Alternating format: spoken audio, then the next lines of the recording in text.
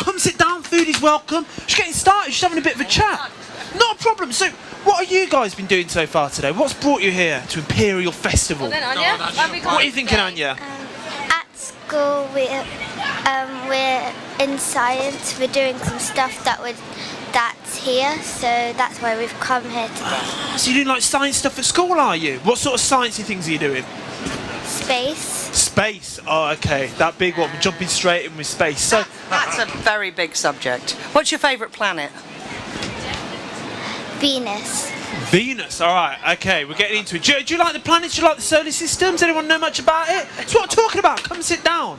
So have you seen? I've seen a couple of planet things around here. I think at different We points. just got here. There's no planet bits today, is there? We've just got here. Just got here. We just got here, so we thought we will go and explore what's in there in a bit. Yeah, I think there's quite a bit in there. There's like the drawing, reflection zone, yeah. things like that. Yeah. Anyway. What do you hope to see today? What's your big? I'm going to ask you, my friend. What do you think? What do you want to see today?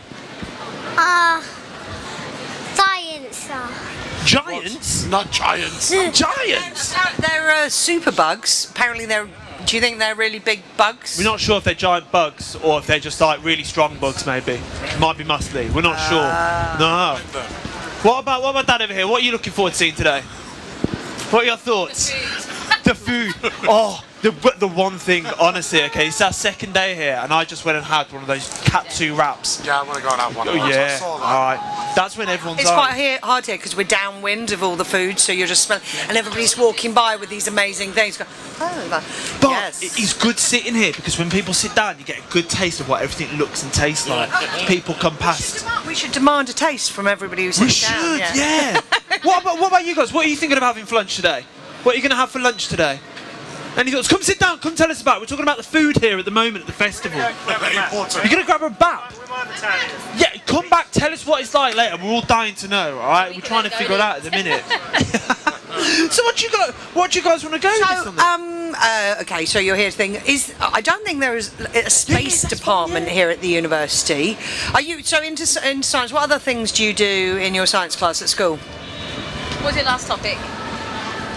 Sound, wasn't it? Yes. Sound? What sort of things about sound? Like, do you just sit there listen to music, that sort of thing, was it? No? What did What you sort of do? thing do you do about sound then? We learn how sound travels through the air. Whoa. Okay. How sound travels through the air. That's interesting. What about you? Are you a scientist? Are you a scientist? Medic. Oh, you're a medic. Okay, You're a medic. There's a faculty of medicine here. They do some pretty.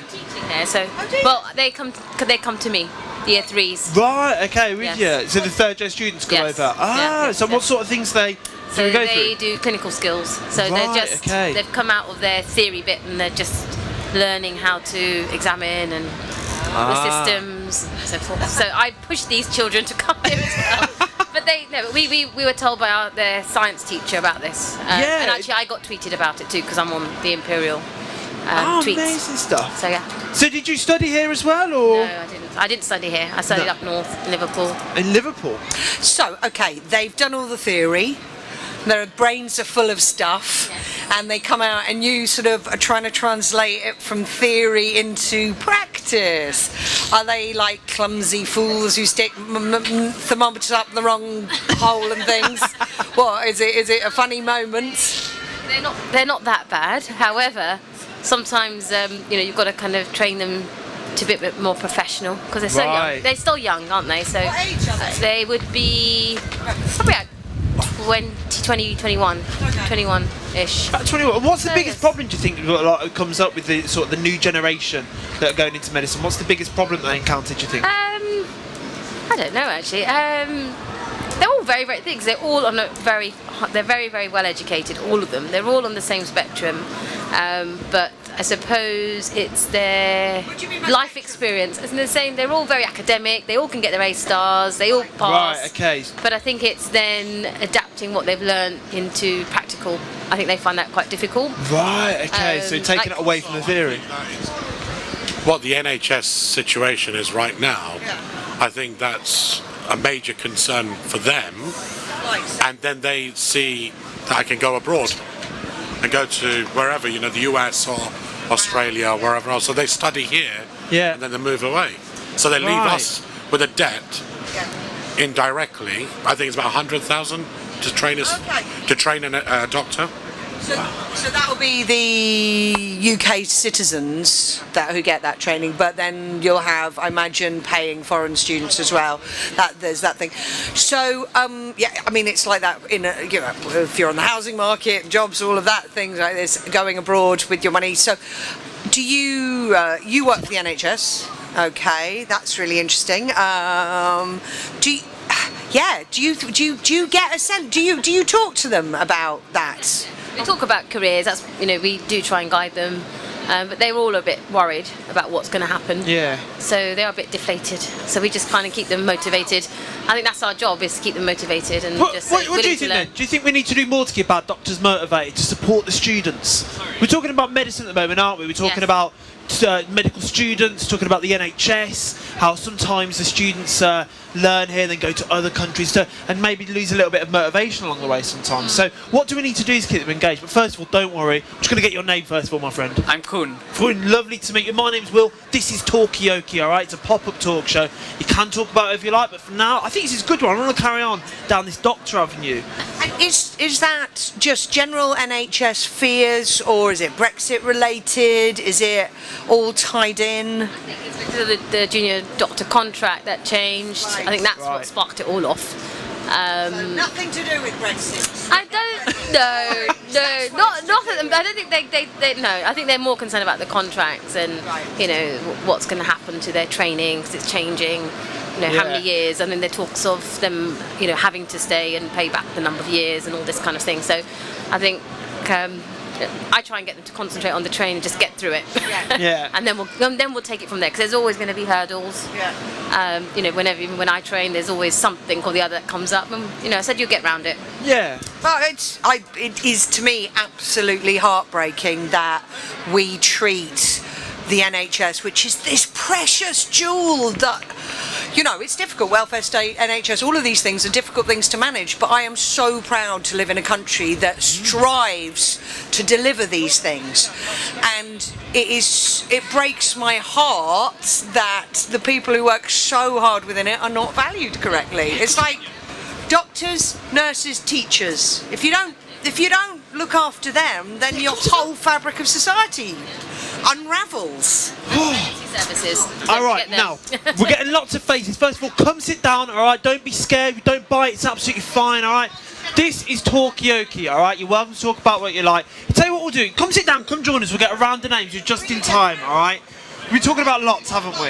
Okay, we've been talking about doctors, the NHS. We even had the B drum box, the Brexit bomb. All right, that was dropped by Kate over here. Okay, it is early. But tell you what we'll do. Let's get a round of names. Hopefully, we're going to get people to come sit down again. What's your name, my friend? Felix. Kate. Kate. Bindi. Bindi. Anya. Anya. Neil. Aaron. Aaron. Kun. Good. Lovely to meet you guys. So, like I say, Talkaoke, do we want to carry on down this NHS avenue? Do you want to talk about something else? We spoke about talk about space. something the children can Spoke talk about about. sound. What do you want to talk about, guys? Sound. Do you want to talk about sound? What about? I'm getting a bit tangled up here. Let me whip her back around. What do you want to talk about sound? What part of sound? I don't really know. You don't really know. What sort of sounds do you like? That's a good question. What is everyone's favourite sound? That's a good one. What are you thinking? What do you like, Aaron? What kind of sound do you like? A buzzing sound. Buzzing sound. That's interesting though, because I think a lot of people panic when they hear buzzing, don't they? They're like, "Where's the wasp? Where's the bee?" Straight away. All right. Does that panic you when you hear that buzzing noise? Yeah, I don't like buzzing noise actually. Ah. I don't think so. Why do you think that is? Because it generally distracts me, I guess. Ah, okay. All right. So maybe would you like quieter noises then? Yeah. Like no noise in Yeah, fact. I like no noise. Silence. And music, I guess. Music. Okay. What sort of music? Oh, wait there. We've got another one over here. Yeah. Sound of water. Water. Very So like peaceful. natural sounds. Yeah, natural. Interesting. Yeah. What is that about that? I live next to a river. Wow. But also, apparently, someone said it's quite an intense river at times. And someone said to me after I bought the house, "Do you know only crazy people or witches can survive living next to a river? Because it either sends you crazy or you're a witch, so it doesn't matter. You can handle it." But why do we think that is? I am. Why do we think that like noises like water or like rain? Because rain's quite a common one as well. Why is that so relaxing to people? Do you like listening to like rain when it falls? No, you don't like it. No. What sort of sounds do you like listening to? I don't really know. I just like music. Oh, okay, yeah, we had music come up a couple of times. What sort of music do you like?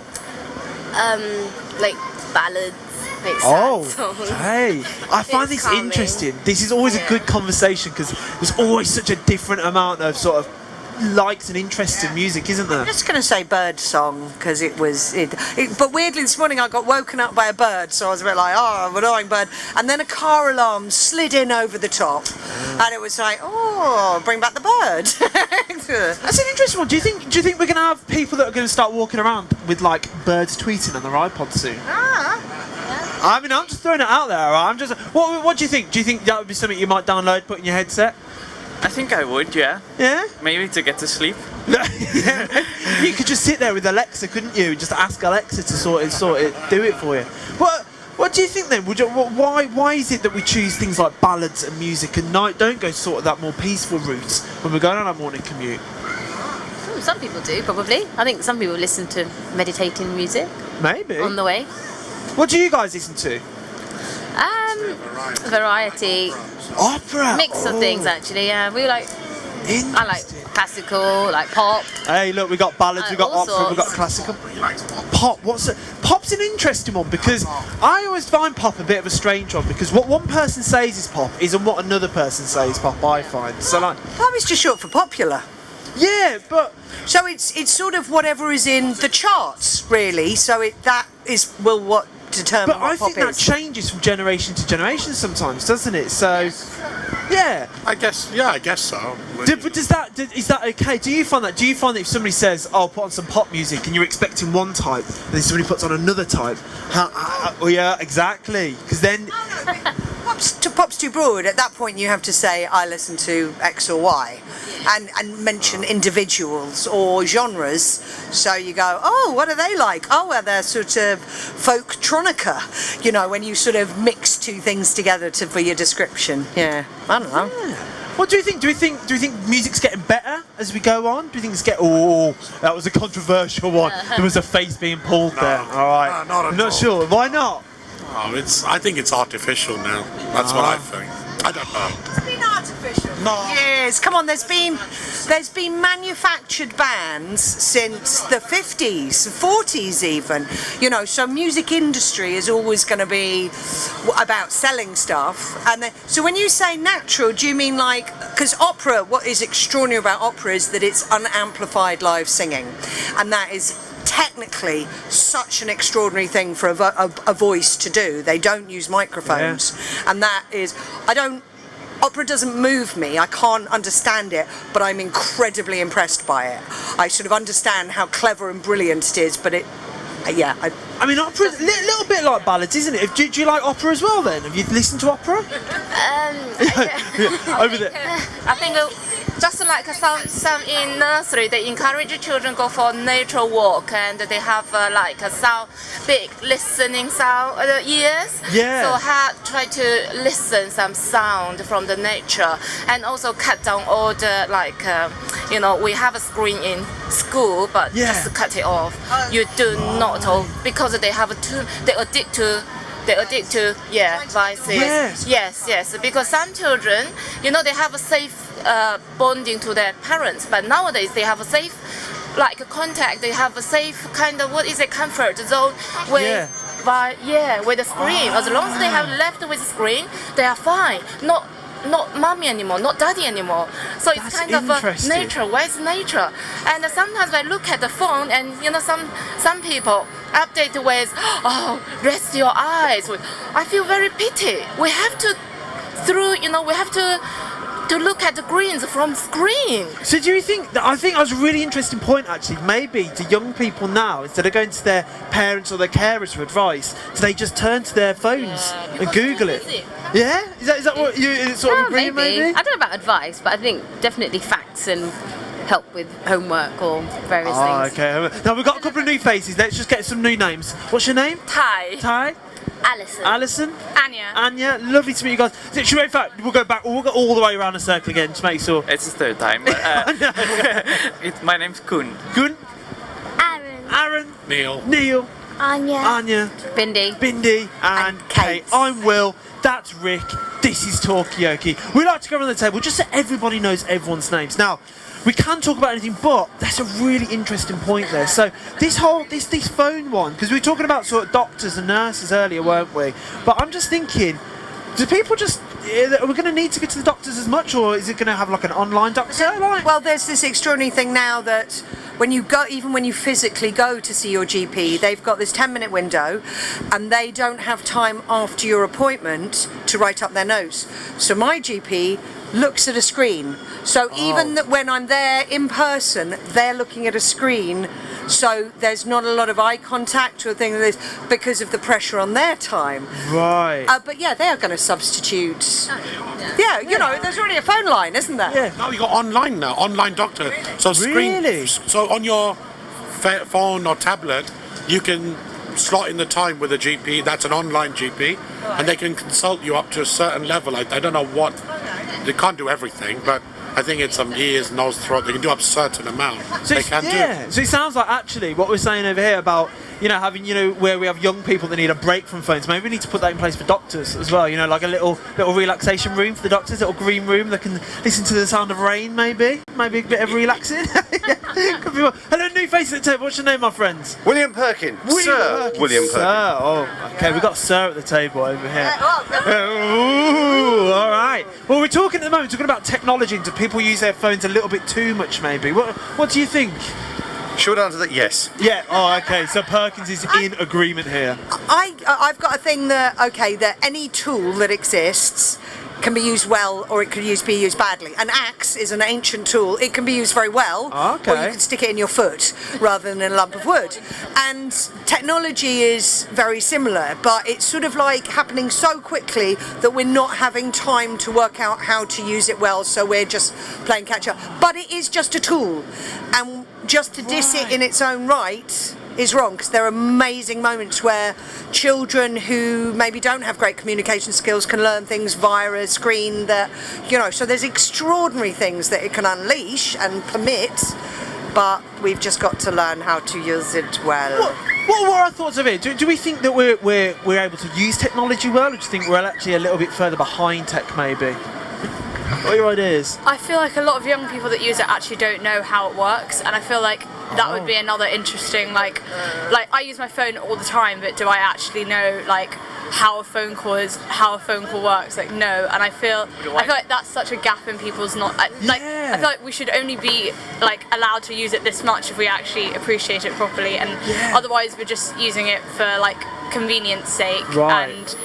and that's when it can take up a bit too much of your So time. yeah, maybe we don't fully understand them. Is that you sort of nod in agreement there? I actually think that when you use something, you don't necessarily need to understand every single detail about it and how it Okay. works, because if you would, I don't think you could. I think you are not able to use 90% of the things that you are using. Right. Because do you know exactly how a fridge works? I don't know. I'm going to turn the mirror back on you, my friend. Do you know how a fridge works? I don't know. No, neither do I. All right. I was just putting you on the spot.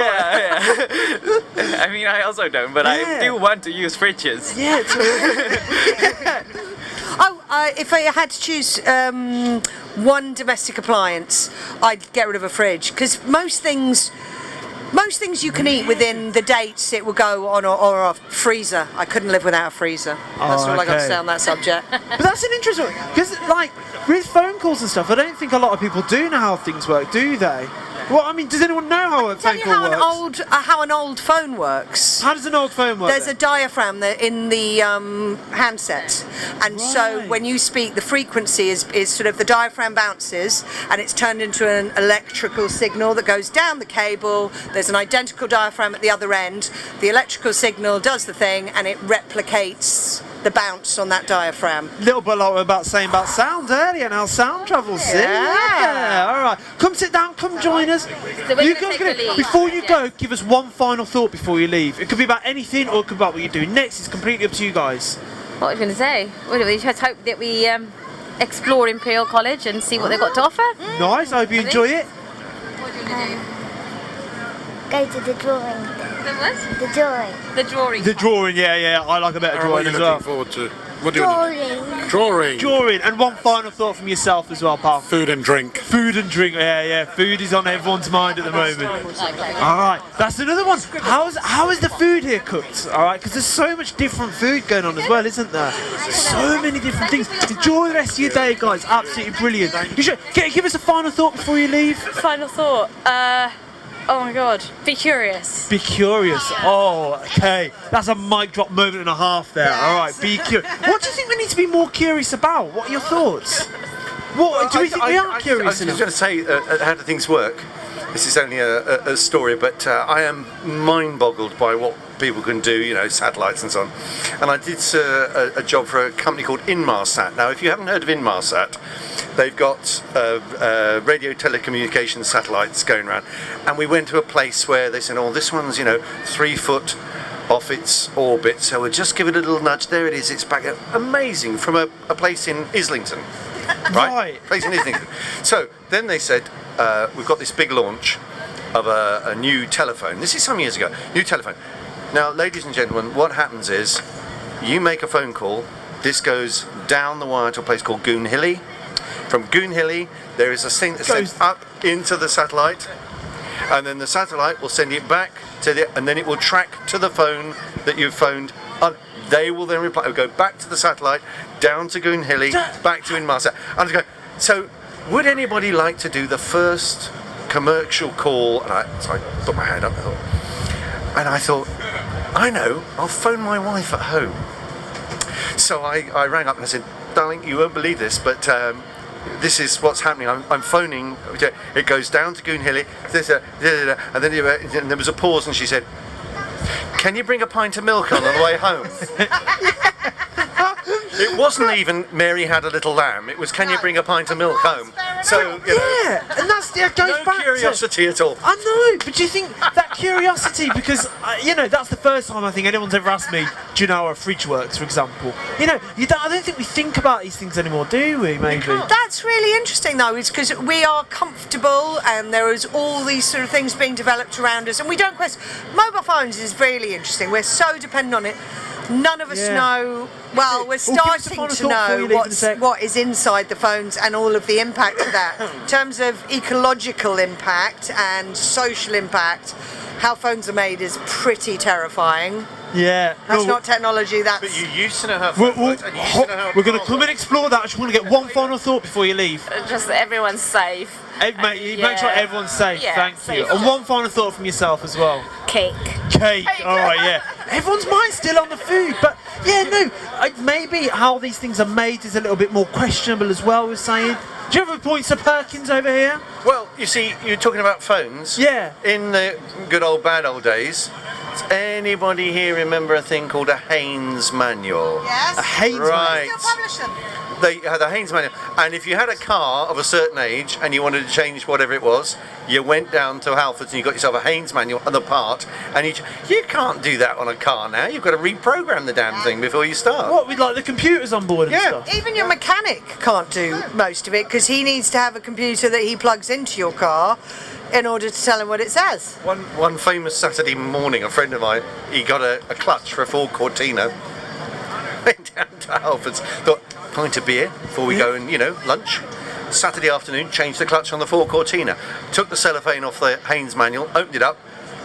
Clutch removal. Number 1, remove engine as normal. Have you ever used is it a Haynes manual? Haynes manual. Have you ever used a Haynes manual before?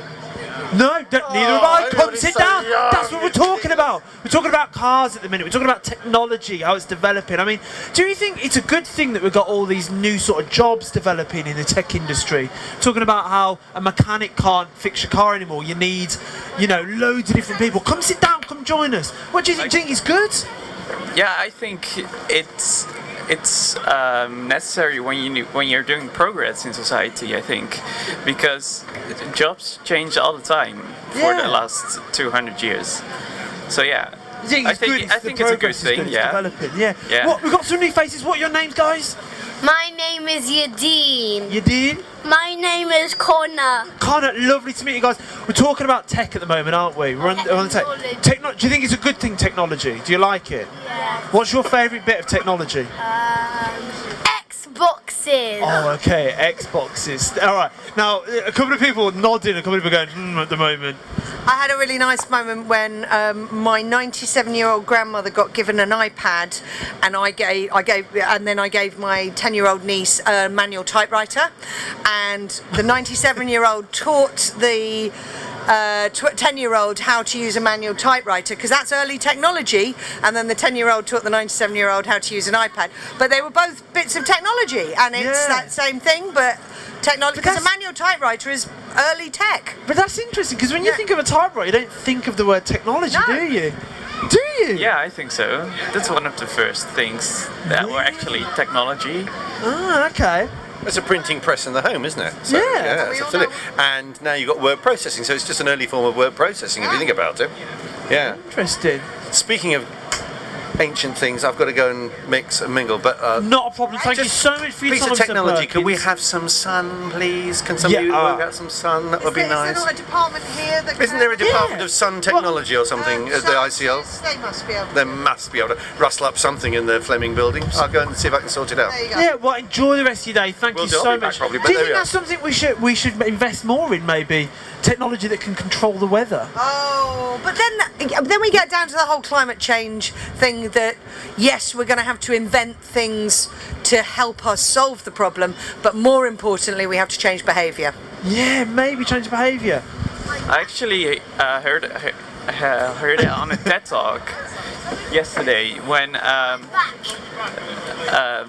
they are able to make clouds out of chalk. Out of chalk. Yeah, so they pump chalk into the atmosphere, into the stratosphere, and then they are able to make clouds artificially. And it only takes one pump, which should run constantly, and it should be pumped into the air, and then it's enough to bring temperature back to pre-industrial ages. Whoa. Okay, so we can pump chalk and create. Yeah. Did you know that we can make clouds and put them in the sky? Yeah. Do you think that's a good idea?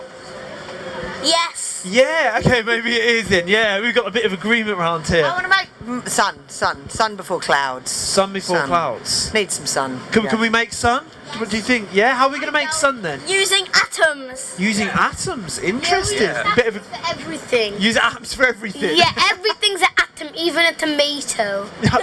Yeah, it does have atoms. A tomato's an atom. Yeah, it was just one big atom. No, it's like loads of atoms. But it's an interesting one though with the sun, isn't it? I mean, where do you want to go with this? We can carry on with the sun, or do you want to talk about something different? It's up to you guys. Power is in your hands. You make lightning. Oh, okay. But what are the? Can you make like? Yeah, come sit down. You can eat. That's fine. Bring them over. That's absolutely fine. We're just talking. Do you think we could make lightning? That was my Do you think that's a good idea? Do we think we could make lightning if you wanted to? Is it Do you possible? know? Do you know? Do you know? Is it Whether possible? we can make lightning, I don't know. I have no idea. What do you think? Do you think can we make We lightning? probably can't in sometime in Yeah. the future, but How are we going to make lightning? Generate a lot of energy and point in one direction. Oh, okay, maybe. Yeah, come sit down. Come join us. What we're talking about right now. Yeah, that's fine. But maybe how are we going to generate that much energy then? Any thoughts? So, but if what are we going to do with the lightning if we make it? Because it's quite a dangerous thing, lightning. What's it for? Is it to make electricity, or is it a weapon? Is it a light show? What's the plan? What's your vision?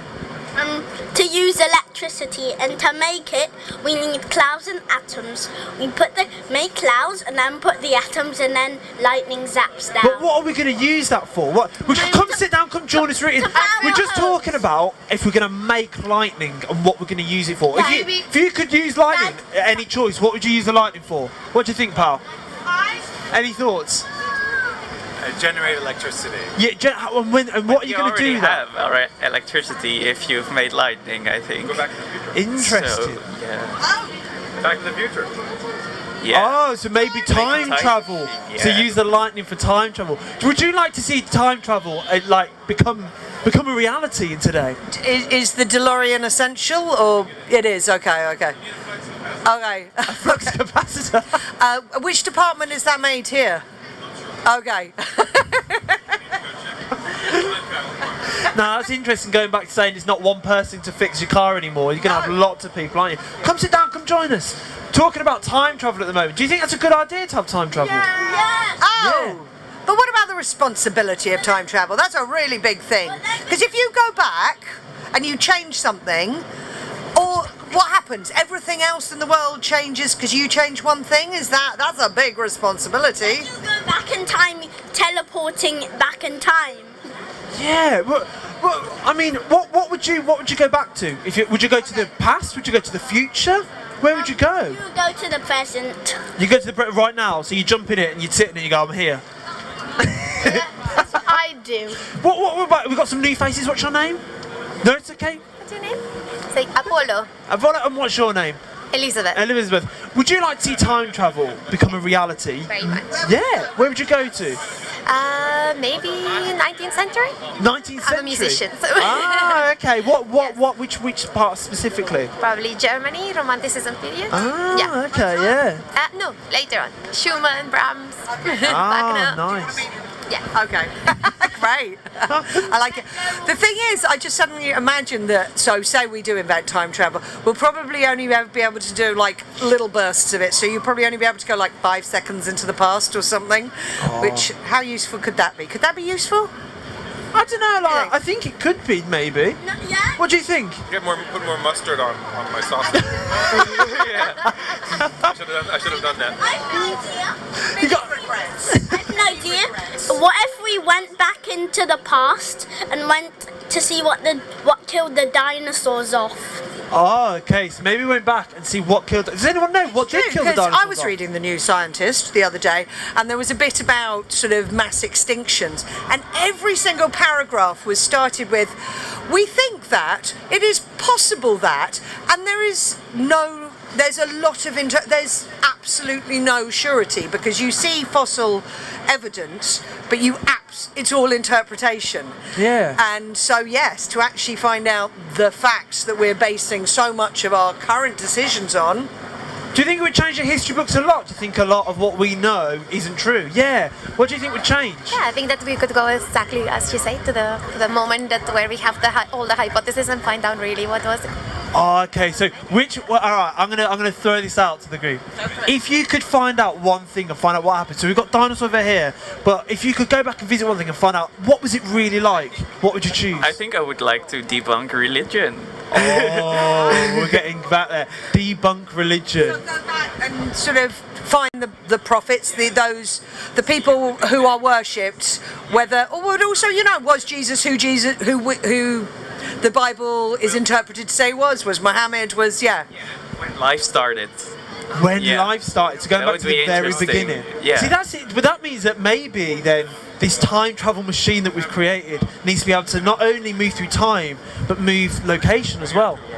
And if we would be able to see how life started, it might be a lot easier to make life ourselves, because that can be very useful to treat diseases. And Well, we're getting into it. So if we see how life's created, maybe we can then make life ourselves. yeah, I mean, is that something that we'd like? What if that was an option? Do you think we would do that right now? We'd create new life like that? I think we would probably do that. Yeah, I'm sure. Yeah. And are we talking about organic life here, artificial intelligence? We're already starting to try to make life, right? Yeah. So yeah, we would definitely be doing that. Are we responsible enough to have such power? I mean, that's the thing is, human beings are discovering have the ability to do pretty extraordinary things, but it's the ethics around it, and it's the morality around it, and who gets to say what's okay. Ah, interesting. There need to be regulations, I think, because otherwise everyone could be using it, and there are bad people on the world, so they could be misusing this technology, so that should be regulated. So it should be regulated. And who's going to be the regulatory authority, do we think? That is the question, Yeah, isn't that's it? true, but I mean, a lot of other medical aspects are regulated by government, I think. So that would, of course, that's not ideal, but I think that's one of our best options. Interesting stuff. Yeah, we had a point over here, Kate. Well, it's that thing is because so much of research has to be privately funded. it means that the motivation behind the funding Got a final thought before you leave in a second. is often shareholder gain. It's about monetary gain. It's about thing rather than the product or whatever it is doing good in the world. I don't know. I think maybe scientific research, medical research needs to be more state funded. I don't know. So we need to put more funding into this. What do you think? Do you think we need to put more time and money into being able to make new life? Do you think we should be able to make new life? I kind of have a few people if I could bring a few people back alive, that would be good. But I don't know how I don't know if that's ever going to be possible. So maybe not creating new life, but bringing people back from the dead, maybe. Who would you like to bring back from the dead? My dead grandparents. Oh, yeah, it'd be nice in those moments, maybe, to see relatives. You didn't get to know them, so you want to just get to know them a bit better. Get to know, but so one died when I was 2, one died when I was 4, and one died before I was even born. Right. So yeah, It would be cool. It would be cool if we could put that people who have passed into simulations, and then you would still be able to speak with them into simulations. So having a digital sort of consciousness of this person cool, right? after they die. Would it not? Who would you like to have a conversation with? All right, guys. Sorry. Yeah, no, that's fine. You guys, give us a final thought before you leave. If I could go back in time, I would probably go back to when Mars had water, so we could explore more about Mars. Good point there. So we could know more evidence about Mars. Brilliant, thank you very much. And a final thought? Tell me about anything. How the dinosaurs were extinct. You want to know more about the dinosaurs. And that looks really tasty. You enjoying that? They're nice. What would you like to say? What would you like to say? If Mars has its water back, I would go on it. Okay, so maybe you could use a time travel machine to go to Mars. Brilliant. Thanks so much, guys. Enjoy the rest of your day. Thanks again. Now we have a new face at the table. What is your friend's name? I'm getting my tongue tied. You're Jed, is it? Lovely to meet you, Jed. Talkaoke, all right? We're talking about lots of things today, aren't we? All right, yes, Kate. Posthumous digital consciousness, I believe, were you bringing up. I think the brilliance of life is that it's finite. And that's what makes us strive, celebrate, get stuck in. Because it's finite. If it becomes infinite in any way, then... I mean, I don't think I see a direct problem with life being infinite. I mean, I guess 50% of the world believes that life is infinite because they go to heaven, I think. Ah, yeah. okay. I mean, that's an infinite life, right? Jed shaking his head over here. What are your thoughts, Jed? There's two. Life is infinite because my son looks like me and I look like my father, and I know all the way back to the little animals we all look the same, and therefore into the future. But then you could say, well, potentially there is a finite end to the existence of a planet. But then the other thing is about the infinite life, there is a downside, which is that you have a finite possibility of being stuck in a hole. And then you have a finite possibility of that hole eroding away and then being able to get out. And then you have a finite possibility of falling into another hole forever. Right. So finite means that you then avoid falling into a hole and getting stuck in a hole. It's the downside of living forever. What do you mean by a hole? A hole. So any old hole exists, and you are at a certain point, if you live forever, going to fall into it, and you're going to get stuck in that hole. Sorry, this hole is just like a problem. Just a problem hole, so a deep hole. A literal hole in the ground. Yeah. Has your name on it if you live long enough. And then when you're in that hole, you've got to be stuck in there to a sufficient amount of time for it to erode away, so you can get out of the hole. And if you live long enough, you fall into another flipping hole forever. Yeah, that's right. But I don't think we're talking about literal infinite life, right? Because then I think your argument doesn't make sense anymore. Because I mean, I think it's kind of widely accepted in physics that the universe will end up in without energy, I think. So the universe will not without energy, but I don't know how to say that properly. But I mean, in a couple of billion years, there won't be any stars anymore, I believe. I think I've heard that. So, I mean, then life isn't possible anymore anyway. So, I mean, I'm not talking about infinite life. I'm talking about life of millions of years. I don't know. Now, we're going to come back to this in a minute, Jed, but we've got some new faces. Let's get some names. Hello, I'm Anna. Anna? Eric. Eric. Kate. Kate. Jed. Jed. Cool. Cool. I'm Will. That is Rick, the main man behind the camera there. This is Talkaoke. We've been talking about sort of life a little bit, haven't we? About whether or not we could have a digital consciousness after we die, whether or not we could live forever and it'd be infinite, whether that's a good or a bad thing. What do you think? Would you like to see sort of a technological version of yourself after you die, maybe? Yes, please. Yes, please. Okay. Bit of more of a fan over there. Do you think is it like? If you could, do we? Is it intrinsic in us that we want to live forever? Is there some sort of ego drive in our consciousness that is desirous of that? Regardless of what you think, practically, religiously, or any of those things, do you think there's something in us as animals? Because of evolution, we have an instinct to keep living, right? Yeah. Because of evolution. But is it just to keep wanting to live? Jed doesn't agree. Jed doesn't agree. Existence comes at a cost. So what is the cost of living forever? So you have a point in life when you have manageable pain, and after that you have unmanageable pain. And the choice is unmanageable pain forever? No, I want unmanageable pain to stop. So I would prefer not to live. And so it's not inherent. It's a cost-risk analysis. It's a cost-benefit analysis. And so when we feel we are right, then the decision is easy. When we feel that we're wrong, like I'm too young to die, it's not right. But if I'm in enough pain to die, I'm totally up for dying, totally. Right. So do you think it's a choice people should be given? Whether you want to live, an infinite life or have a time. What do you think? Any thoughts? I'm not sure that people should be given choice, seriously. Okay. Take the choice away. Well, I'm quite conservative, unfortunately, in this matter, and I quite like the current life cycle.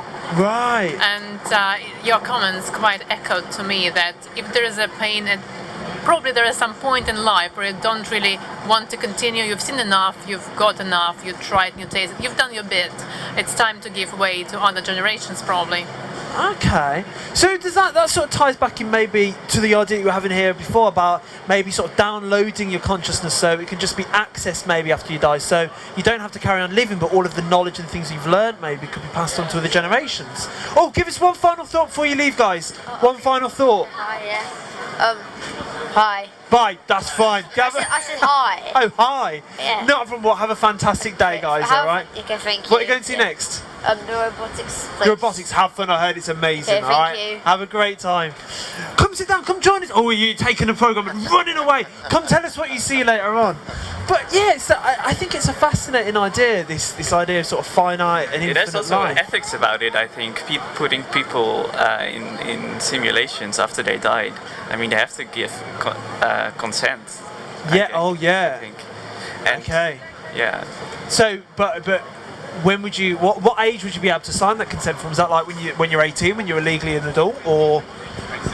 We have donator cards. We have power of attorney. We can make decisions about our environment, and yet we can't make decisions about our own existence. No. I mean, the only issue is the balance between the risk of someone saying, right, that person's getting on, and I want their estate. I'll sign the form on their behalf. Yeah, okay, so there's a risk, but apart from that. I don't want to sound like a libertarian, but the one liberty we truly have is our own existence, and to take that away is overreach, basic overreach. Anyone saying we should take our... Yeah, that's right. We are forced to live. Yeah. Interesting. So we're forced to live. So should we have a choice? Are we talking sort of more maybe at stages having? Are we going into the realms of euthanasia here? Where are we drifting into with this one? We delegate responsibility for euthanasia to our medical professionals.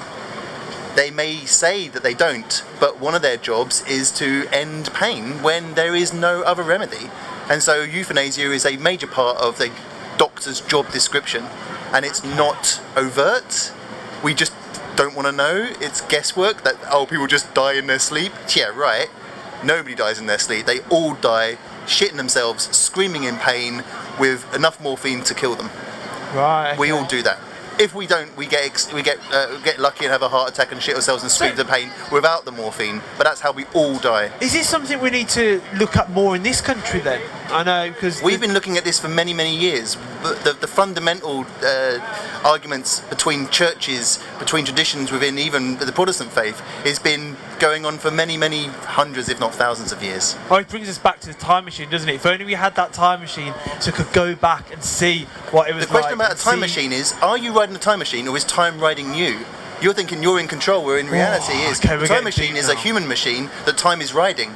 So you make a decision, none of the time is making a decision, and you're basically the victim. You're not bending time to your will is being bent to time's will. All right, so do you think it's all, do we think maybe it's all preordained then, and that we're just experiencing it? That's all. What do you think? Do you think we have a choice? Do you think time is this construct that is actually sort of, has many lines and layers, and we can just experience it and we can't actually change it? That's actually a very hard question, I think. Put you on the spot with this one. Yeah, but the answer is hard. There is no such thing as personal choice, and yet recycling exists. So recycling and physics are in direct contradiction. Which one would you prefer? Save the planet because we have some choice, or that the planet is screwed because we have no choice? Ah, okay. I mean, it's an interesting thought, isn't it, about personal choice? And were we always going to put that bottle in the recycling, or are we always going to throw it away, or is that something that we are deciding in that moment, or has that already been decided for us? Where would you get those answers from? I don't think there is a place you can get those answers from, is there? It's a conundrum. But your average physicist recycles hard and yet knows it has absolutely no difference, has no consequence. Ask a physicist. Any physicist will tell you at an A-level level, they're going to say to you that, well, we do, but there's no point. So why is there no point in recycling then? Well, there's no point in not recycling either. Every single thing has no point. There is no point to anything. Physics, the basics of physics say that.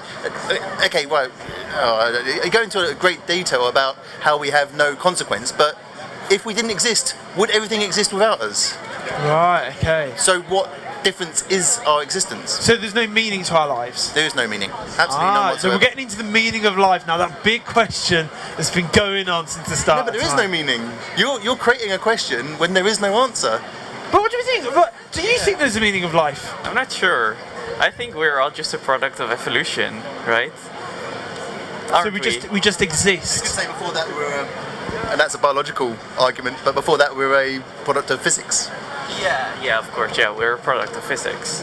And I would say after that we're a product of sociology, but then we're going the opposite direction. What do you think? Do you think there's a meaning to life? Do you think there's a point to life? I think he disagrees on that one. He's just enjoying his ear for the food. That's all he's caring about right now. If we started shouting, "You're wrong, you're wrong, you're wrong" at each other, people go, "Oh, that's good." But it's a fascinating point. Informed argument. We want argument, whatever the consequences. So being rude isn't a very good way of encouraging seats and participation. Okay, you've come in at quite a time. We've gone on a bit of a journey, haven't we? Let's do a round of screw you. You're wrong.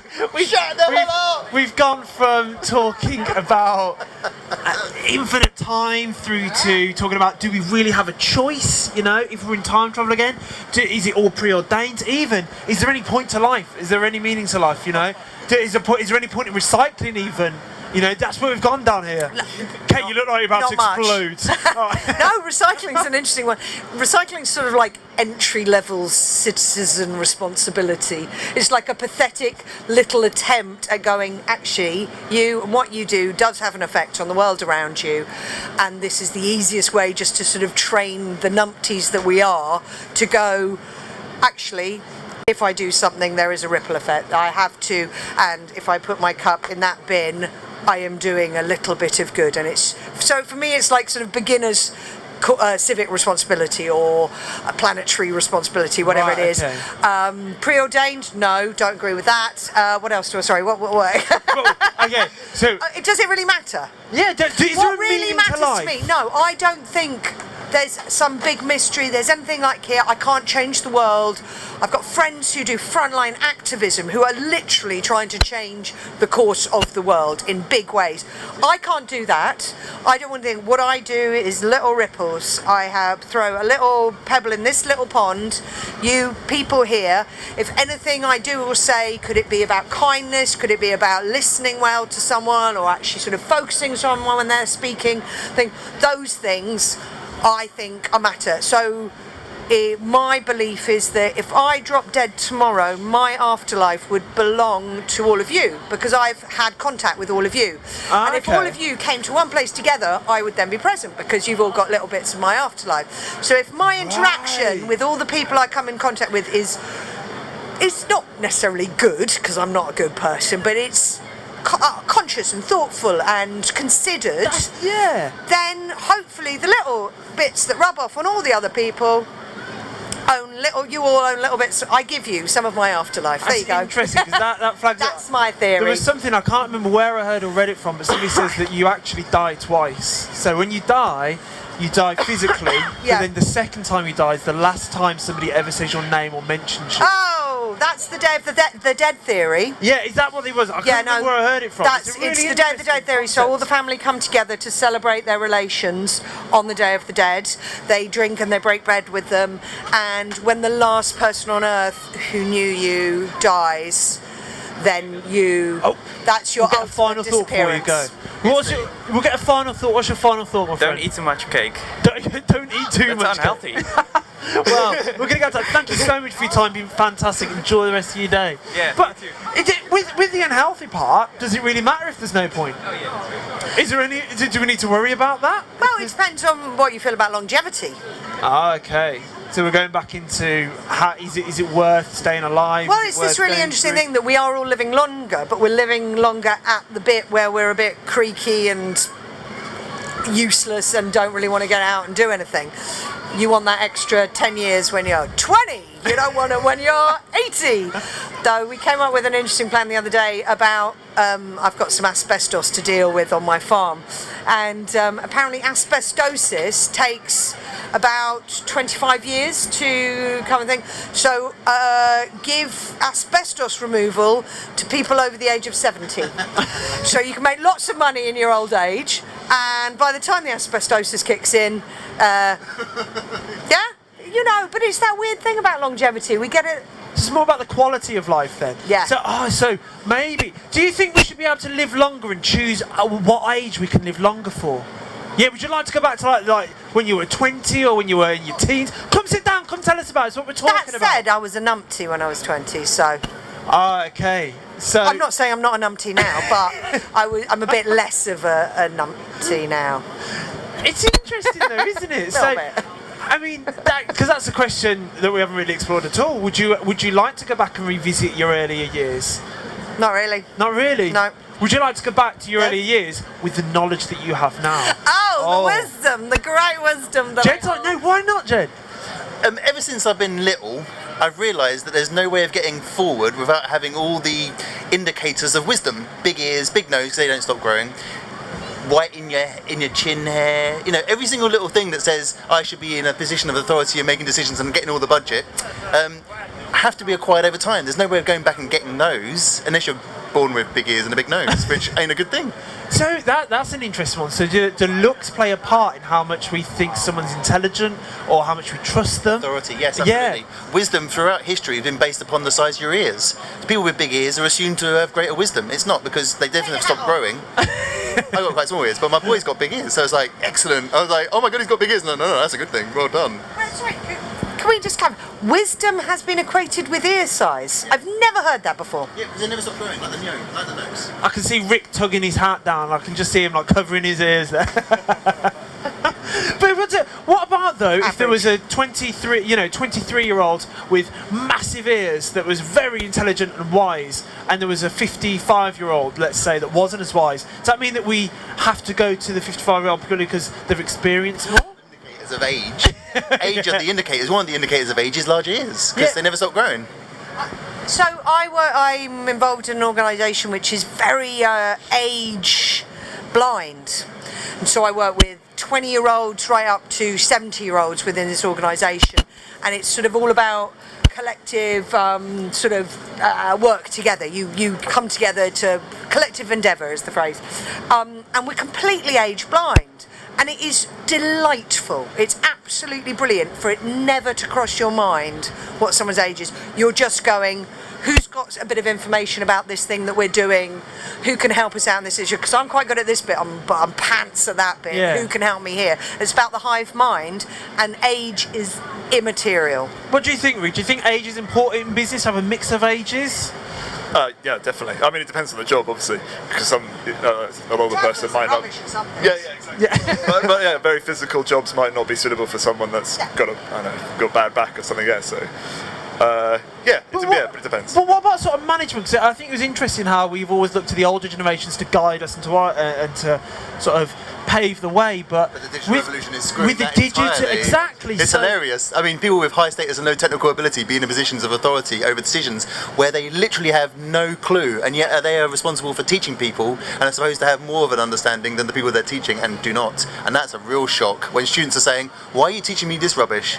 And the tutor says, "It's because that's the only thing I know, and it's completely and utterly redundant and utterly useless." And nobody's telling them they literally have an emperor with zero clothes past a tipping point, which is extraordinarily past its point, where the movement away from it is inevitable. There is going to be a massive transformation in senior leadership, because there has to be. There's going to be a couple of hundred people in positions of authority in our education institutions that are going to be in positions of authority because they literally know more than the people that have been there before them, right? Because of their age group. So I joke with my boy that he's 11 and he's over the hill. These 5-year-olds coming through are absolutely on point. He's screwed at 11, and I'm thinking, well, look at the people who are like in their 50s and 60s, and thinking they, ask them, which version of Windows did you learn originally? And you'll get people that say, oh, Windows 3.1 or Windows 95, and they're saying, I learned on 2010. You're going, what the hell? Version 8? I'm like, what? So do you think we're going to be seeing more and more sort of young 20-year-olds or even younger being CEOs of companies, managing whole teams of people maybe 2-3 times their age? Millionaires maybe, or something like that, yeah. The amount of people I've seen being mugged up in the private sector because they have no idea about the price and quality is that chief delivery officers, chief operations officers will become a very, very younger profile because they literally have no choice. Yeah. Understanding basic project management software, understanding systems is a minimum requirement of reducing the cost and increasing the profitability, or the time it takes to become profitable. And most organisations are full of people who have no idea about systems. Right. And so get charged an absolute fortune. It's hilarious to watch them spending millions of pounds on systems that never even get taken out of the box. Interesting stuff. Sorry. That's all right. There's a lot to take in there, wasn't it? Jed's dropping some knowledge bombs right here. Yeah, no, it is a really interesting thing because, in one of my many jobs has been like producer, production manager within sort of TV, entertainment, things like that. And there's this moment where if you're a hub in the middle of lots of other skills, creative, technical and things, I don't necessarily need to understand how each of those areas functions. I need actually nitty-gritty works, but I need to understand overview in order to facilitate all those people to have what they need to do their job. So I don't have to be all-knowing, but I have to be intuitive and aware and speak to people and ask them what they need, and there has to be a trust and there has to be a listening communication thing. So I don't know if it's necessarily, or is everything just so automated and so tech-based that unless you've got more than a basic knowledge, you are... A technical question. When you're a producer, what is the system that you use as a command and control organizer? When you want something done by somebody, how do you make certain that they've done it? Do you use like an Excel spreadsheet and like fill in the cells, or do you actually have a system? I have a list, and then I have a conversation with them. Yeah. So you're based upon lists. Okay, which is fine. I mean, if I, say, for example, have, say, as a man, it's about 10 birthdays tops, right? And as a woman, it's about 50 birthdays tops, right?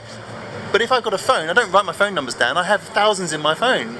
Okay, so if I've got 1,000 people that I need to be coordinating with, how do you not use a digital system? It's impossible. And so you have a person that can come along, introduce a digital system, and can organise on a massive scale, and so take out an entire tier of management, because their entire purpose is to do the work that you're supposed to be able to do, but can't do because you don't have a digital system in place. So yeah, I work on small networks, so it's feasible.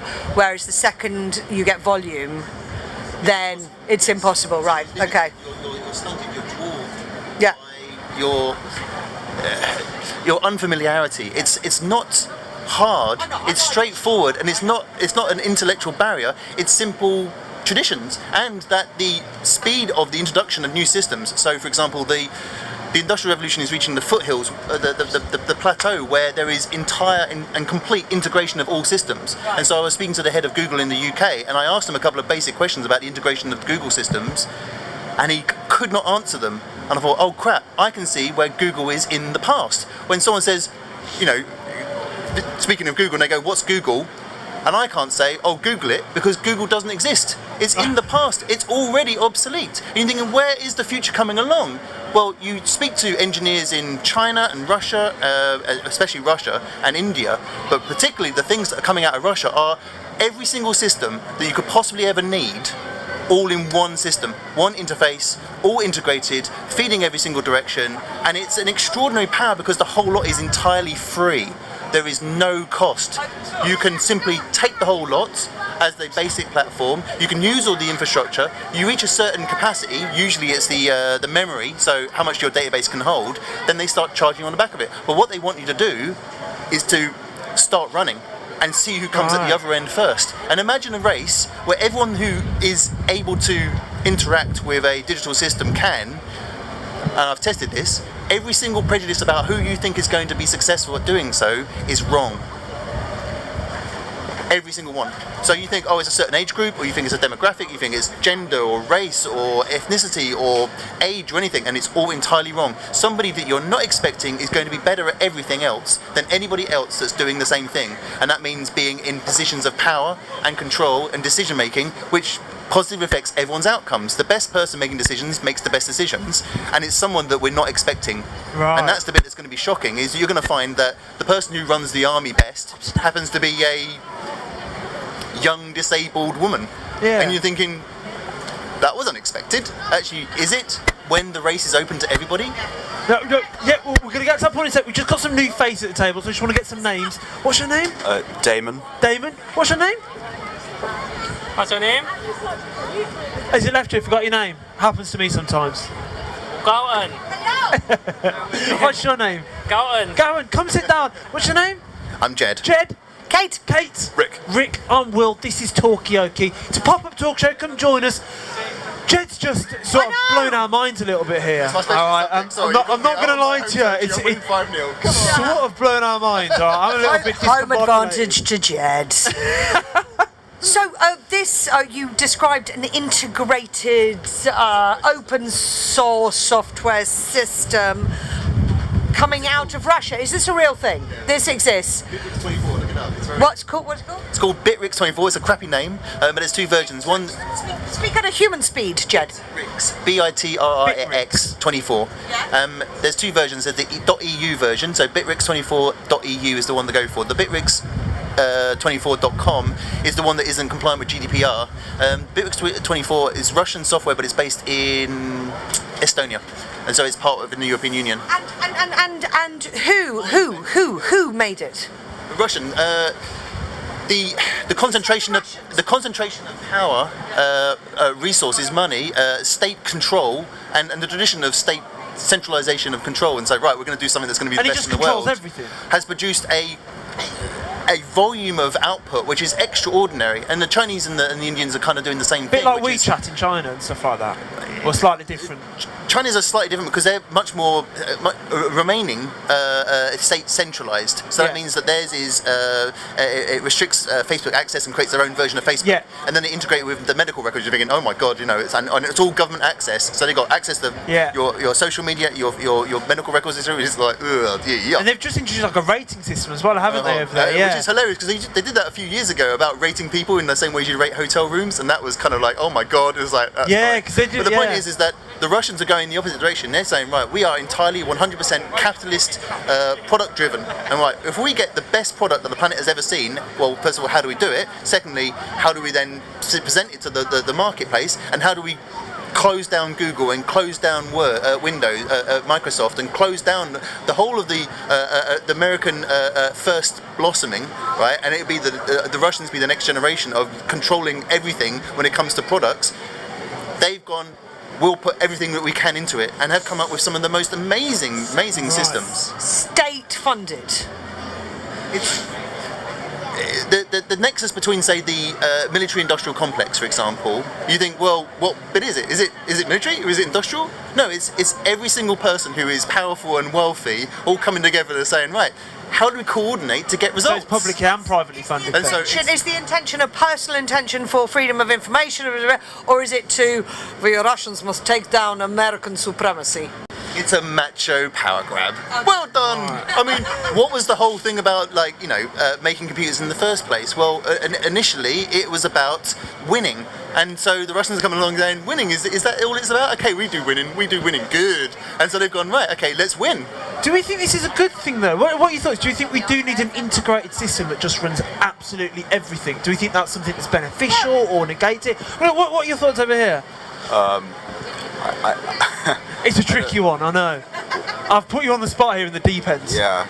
I think that Russia lacks some basic liberal principles, and I'm very worried that I don't think that Russia's I mean, I don't know for certain, but I'm skeptical when you say that Russia is making all of this amazing free open source stuff, because this kind of Christian Orthodox kind of, the way their society is arranged, it doesn't really value things like, well, like here in the West we have freedom of speech or freedom of assembly and stuff like that. I think, well, yeah, except for employees, but in Russia it's like no one, just full stop. That's why I was making those slightly like who's behind it type questions, because what's the motivation?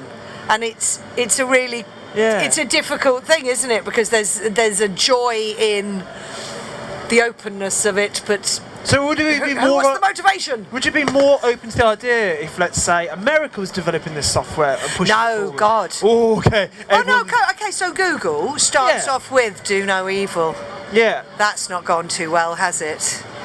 There was this sort of premise of liberal goodness going on in the world there, and that's the darkest thing. Apple even, and their adverts in I remember seeing a 1984 Apple advert, and it was a pastiche of the film 1984, and it had this sort of this one directed by Ridley Scott, was it? Where they were setting sort of the thing. Yeah, exactly. They were setting up IBM and PCs as this capitalist state type thing, and break free and the freedom and the individual of atom. But tell that to the Foxsat employees in China making your iPhones. Do we think the general public really care?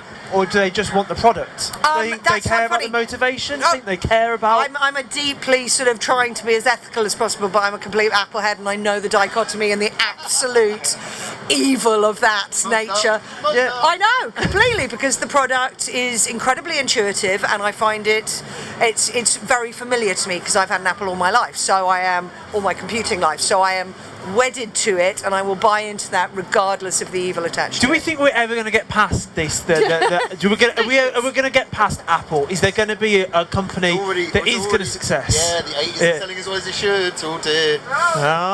There's too much catching up with Apple. At a certain point, it's going to be surpassed. It's one of those things. It's the very nature of everything. Definitely. I think we lack some context sometimes when we think about how things change. Like America, I mean, we can deride its capitalism all the time, but Google could end overnight, and the Americans don't care. And we're nowhere near monopoly status. This is nothing like Standard Oil or the steel, or all the robber barons. I think the golden goose in America, it's still somewhat intact, and I think something's going to remove Google very soon.